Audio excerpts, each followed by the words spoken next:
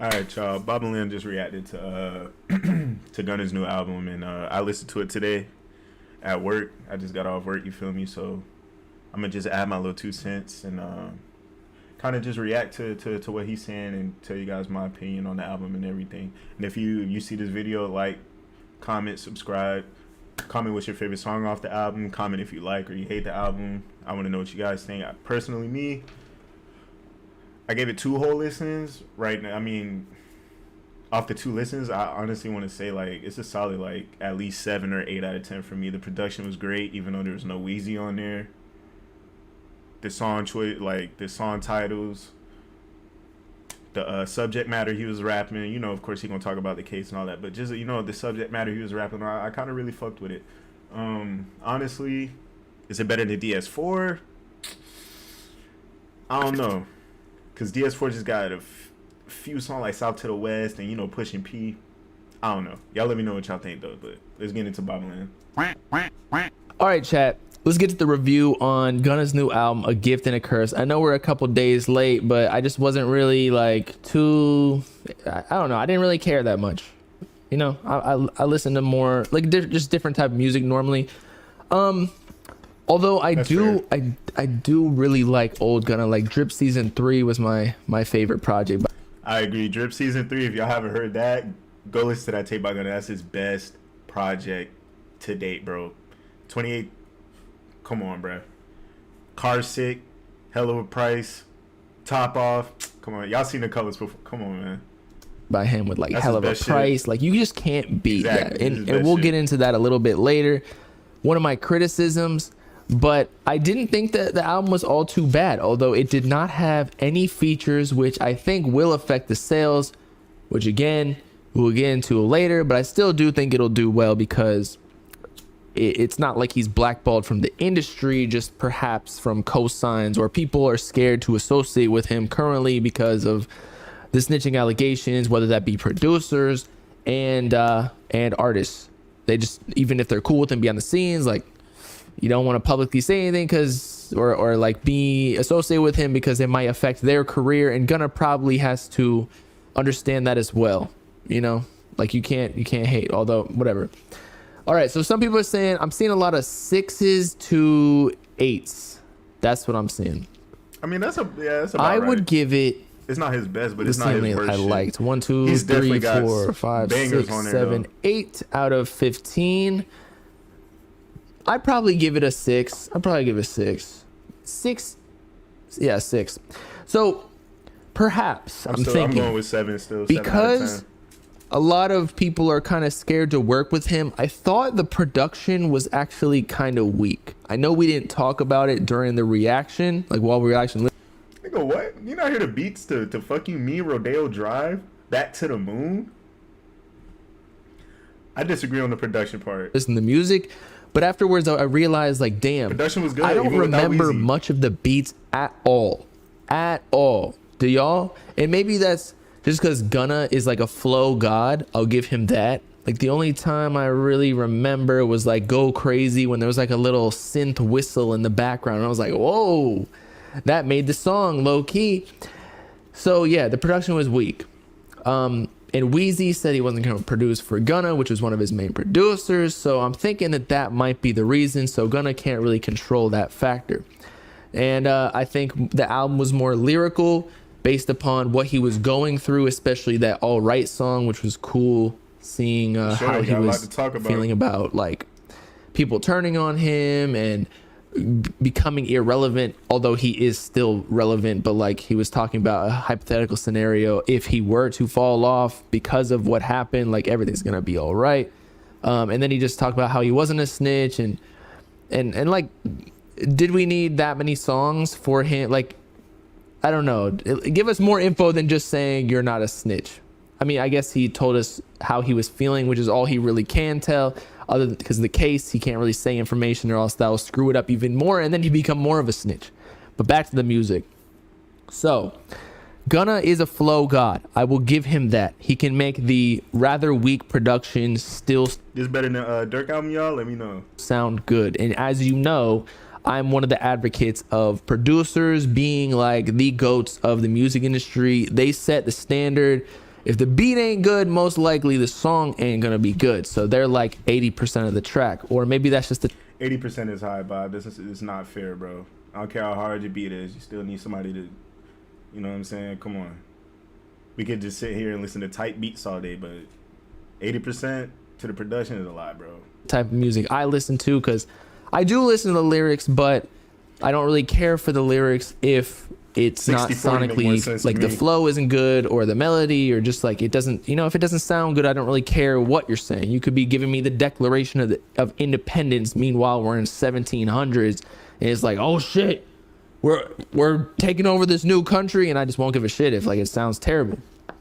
Now, as I was saying though, because of the weak production, it's almost like decent background music. Like if you play it in the car, none of these tracks were really all too bad. Like it's not like they were total duds. It's just I think Bob just like fucking a whole lot of red type beats or something. I don't know, because production was pretty good on this shit, bro. I was in the Amazon trunk. I was rocking to that shit today. I don't know what the fuck you talking about. wasn't completely interesting, wasn't completely breathtaking where I'd be like, oh shit, this is going on my playlist. I think the one that I really liked, Rodeo was cool. Best song on and there. Track 7. Born Rich was cool because it had like an island vibe, remind me of Lil Tecca. That went on the playlist. And then some of the other songs was just decent. I don't think there were any like really standout tracks. Personally, I think a lot of people on Twitter and Instagram are going to overrate Gunna. I don't think Gunna's overrated by any stretch, but I think that just because it is Gunna, and like he has the affiliations and associations and co-signs from like all of the greats in hip hop. He's even signed to Young Thug, and he is going through this whole snitching and whatnot. So maybe he loses a bit of that, but the fans still know that he's cool with all the rappers, or at least was. So they're gonna tune in no matter what. And because he's so good at rapping, like the actual skill of rapping and flowing, they're gonna give him the benefit of the doubt, no matter how the music actually sounds. So I mean, which all makes sense, but isn't that how it should be? He's an artist, bro. Like, at the end of the day, he's an art. You gotta separate the creator from the creation. You know what I'm saying? Like, niggas is gonna rap and talk and do all the, you know what I'm saying? They gonna say shit. A lot of these niggas ain't really doing what they saying, but they're just good at, you know what I'm saying? Saying it in an appealing way to everyone for our ears. You gotta separate the creator from the creation. Niggas still listen to R. Kelly. What the fuck he be doing? You know what I'm saying? So I think that kind of masks some of the weak production, as I said before. And so compared to his older music, as we were getting into before with like Drip Season 3, like I don't think any of these songs really beat Hell of a Price, or let's even go to some of the tracks. Like I wasn't trying to just straight up compare it to his old music, because I understand where y'all are coming from. Like, comparison is the thief of joy. But at the same time, like, we only have a certain amount of time during a day or during a week. And so music is kind of in a competition to make it on my playlist or like my daily rotation. So if Gunna got better songs in the past, like, why am I gonna listen to worse songs, at least in my own opinion, than what he already got? So look, he got Drip Season 3, Hell of a Price, Top Off. Oh my God, Top Off, Hell of a Price. Top 5 Gunna song, No Joke, Car Sick, Spending Addiction, skip the whole tape. Dipper Drown remix, Car Sick is crazy. Oh my God, come on, man. I absolutely No love these songs. I wasn't even listening to Spotify in 2018. I was still doing like downloading songs. So that's why I only have that many likes. But still, I just don't think any of these songs really, like, it's not, this album doesn't have any major hits on it, which I feel like is a big issue. I don't know if it's me or if the music lately just ain't hitting the same. I agree there. Like these, but I kind of want to piggyback on you saying there's no hit on this album. That kind of might be intentional, you know what I'm saying? If he just has one cool little dumb single everybody rock with or vibe to, you probably, they're going to overlook all of this and he's saying different, you know what I'm saying, he's letting us know different things throughout this whole album about his whole situation. So I don't think the point of this album was to have hits on it. I think it was to let us know what's going on, kind of like I mean, Tory Lanez, his album was definitely more constructed around like telling us what was going on. Like you could tell that was the theme and the concept of the album. Obviously, you know, Gunna he makes vibes, but at the same time, his projects are still cohesive. The songs sound good together. So when putting this together, he's got a lot of things he probably wants us to hear. So he's not really worried about making a hit.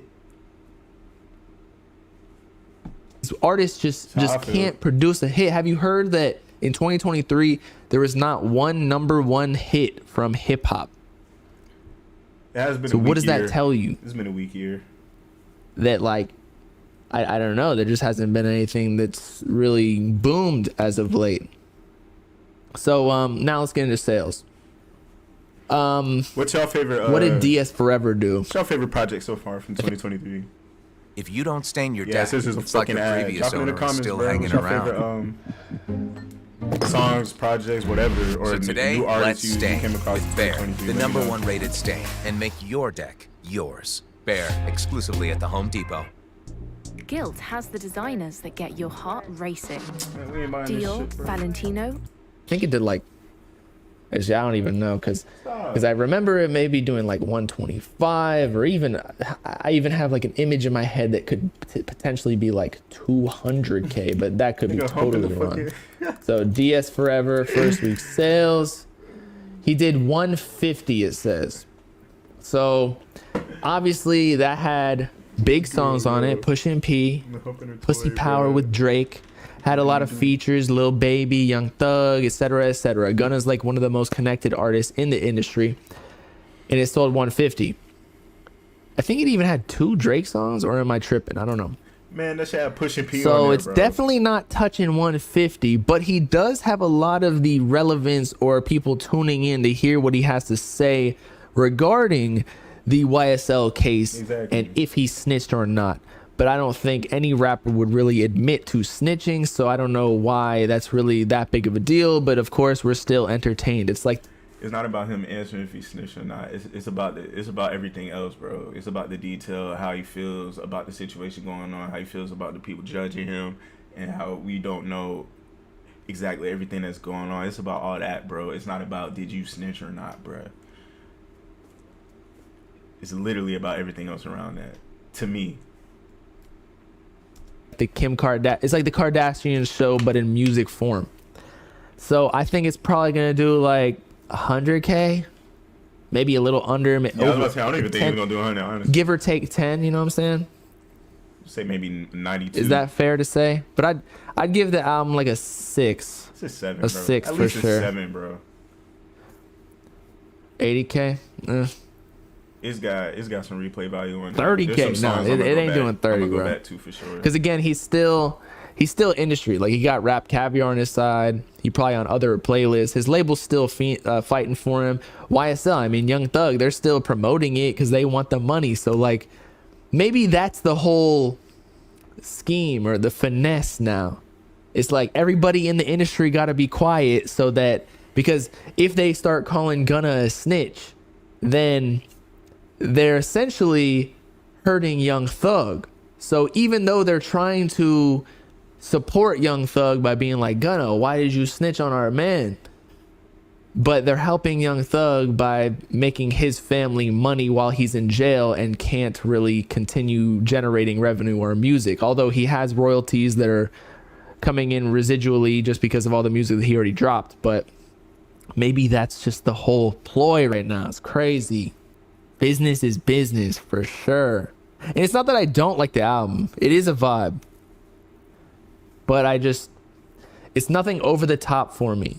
And I just feel like a lot of rap music lately has been a vibe, but nothing like the last project that really moved me, let's see, was like maybe one that always pops up in my head when we're listening to underground rappers, at least, is like Project X. by Ken Carson. I'm like, damn, I was listening to that shit for like 3 weeks straight. Like nothing else. I'm showing everybody Clutch, rock and roll, everything. Like it was just groundbreaking. Like a new sound, everything. Whereas lately, just maybe you add a couple songs to your rotation, your playlist, but other than that, like it kind of comes and goes after a week or two. You know what I mean? There are probably other ones that dropped after that, but that's just the one that always comes into my mind. I've been listening to the Sofago project though. I like that one a lot. And yeah, Uzi and Travis are gonna come through. I'm excited for that Uzi live stream. I'm actually glad that he's dropping the 30th, because now I will be back from Chicago. I'll be back home in Miami, so I'll be able to listen to that with y'all. Because if I was in Chicago for Summer Smash, I would be like out partying and shit, and not be streaming. So then I would have to do the reaction late, and then it would just fuck up everything. You know what I mean?